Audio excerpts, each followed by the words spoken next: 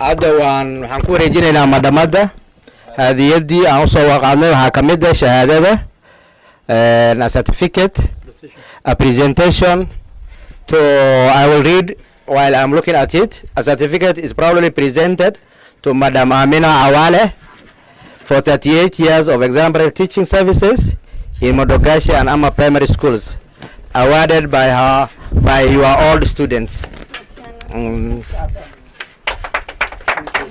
These are the other gifts which I am handing over to her. Marka sasa ogaanaysan. Allah wa mahadsantiin dhamaan dadkii maadamta soo akhrisay waa dad maanta dhan way dhageysanayaan. Haddii annaga aan diyaar una iska fadhin ayaga maanta dhan they'll be online. Lamana koobi karo. The love for her, mashallah, you can't imagine. Marka maadam dadkeeda gabar waxaa jirta iyadoo transit ku jirto diyaarad